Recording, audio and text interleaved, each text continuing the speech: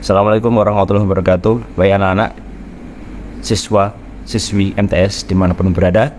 Di hari ini, Mapel Seni Budaya kelas 7 semester 1, kita akan mempelajari tentang tipografi. Mungkin istilah ini agak sedikit aneh di telinga kalian bagi yang belum paham. Insya Allah setelah materi ini nanti insya Allah akan lebih paham, lebih dong tentang apa itu tipografi. Sebelum mengupas secara istilah dan arti kata tipografi, kita kasih simultan dulu. Ada beberapa gambar udah kita siapin di sini. Nah, ini yang pertama cover. Nah, setiap buku pasti punya cover. Di dalam cover itu biasanya ada ilustrasi plus pasti ada nama bukunya atau judul buku. Nah, judul buku itulah yang disebut dengan nama tipografi. Bawahnya lagi ada kaos. Di kaos pun juga gitu, nggak lepas, pasti ada ilustrasi. Biasanya juga ada kata-katanya, dan kata-kata itulah yang disebut dengan tipografi. Terus ada lagi desain, ya, hampir semua desain yang ya buat advertising dan sebagainya itu juga menggunakan tipografi. Web design atau website juga pakai tipografi. Dan yang pasti pakai tipografi adalah iklan. Dunia reklame pasti menggunakan tipografi. Karena kalau tak ada tipografi, unsur komunikasinya itu kurang kental gitu. Meskipun ada yang lebih menonjol di tipografinya selain teks atau hurufnya itu, yaitu ilustrasi atau gambarnya, tapi tipografi ini tetap menunjang yang paling utama. Oke, itu sebatas gambar-gambarnya. Kira-kira sudah bisa punya bayangan ya tipografi itu arahnya kemana. Oke, untuk lebih pahamnya mari kita lanjut ke slide nomor 2. Ini pengertian tipografi. Nah, tipografi itu masuk ke dalam kategori seni cetak atau tata huruf gitu ya. Dia masuknya ke seni cetak atau tata huruf. Ingat, keywordnya adalah tata huruf. Pengertiannya adalah suatu kesenian dan teknik memilih dan menata huruf. Jadi teknik memilih dan menata huruf, karena huruf itu jumlahnya ribuan, bahkan mungkin ratusan ribu huruf. Dari sekian banyak huruf itu kita harus bisa memilih dan menatanya dengan pengaturan penyebarannya pada ruang yang tersedia untuk menciptakan kesan tertentu guna kenyamanan membaca. Jadi memilih dari sekian ribu huruf, menatanya pada ruang yang tersedia untuk menciptakan kesan tertentu guna kenyamanan membaca. Coba lihat gambar di samping ini. Ini adalah komposisi beberapa huruf yang sudah ditata sedemikian rupa pada ruang yang sedemikian juga, akhirnya memberikan kesan tertentu juga. Kesannya macam-macam. Mungkin kalian akan punya kesan, ini kok kayak botol ya, oke lah, dan sebagainya. Jadi ini ada yang mungkin beranggapan ini kesan masa lalu, karena memang konsepnya vintage ini, ya, gitu ya. Kesannya dapat dia karena menata dan hurufnya yang dipilih menunjang kesan itu. Nah, selanjutnya gitu ya. Jadi tipografi itu memilih dan menata huruf untuk menciptakan kesan tertentu. Karena emang tipografi itu hurufnya banyak banget yang disediakan. Oke.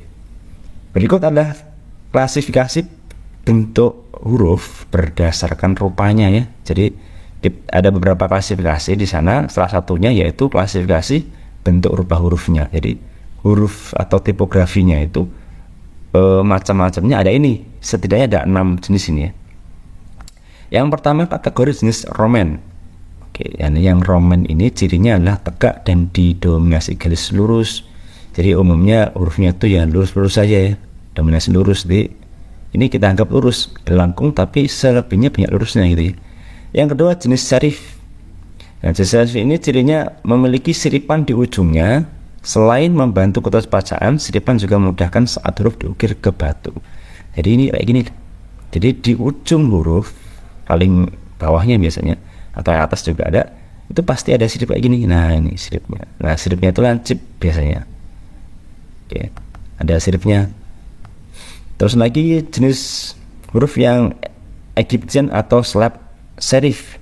Ini adalah jenis huruf yang kaki atau siripnya berbentuk persegi.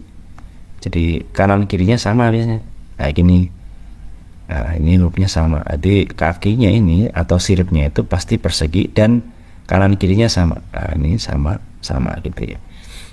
Tapi Egyptian. Jadi sama juga nih. Jadi Roman serif, Egyptian atau Slav serif, ketiga-tiganya itu memiliki siripan.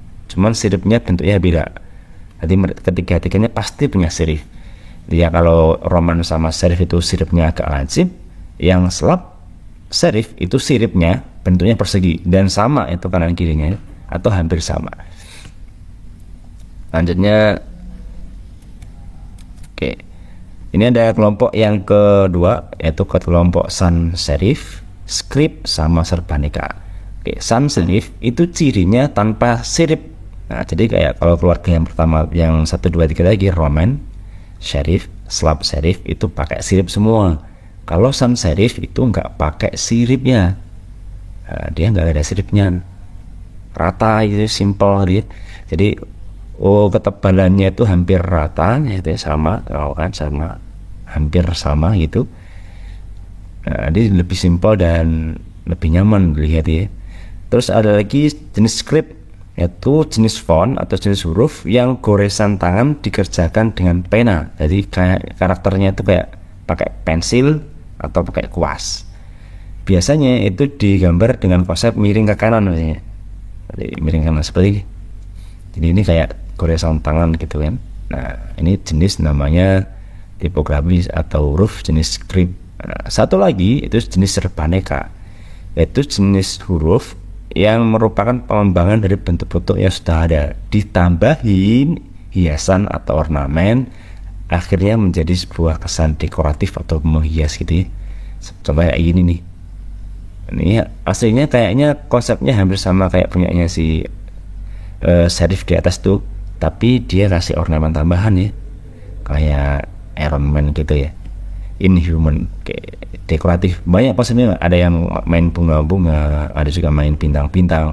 Pokoknya yang serbaneka konsepnya aneh-aneh. Oke, itu tadi klasifikasi bentuk rupa huruf. Ada 6, ini berdasarkan di Wikipedia ya. Kita ulangi lagi biar lebih detail, lebih paham. Jadi yang pertama Roman serif dan Slav serif, ini satu keluarga yang mana jenis hurufnya ketiga-tiganya memiliki siripan. Bedanya kalau Roman sama serif, siripannya itu lebih lancip. Kalau Egyptian sama Slav serif itu siripnya itu lebih ke kotak atau persegi gitu ya. Oke. Kelompok yang kedua nih,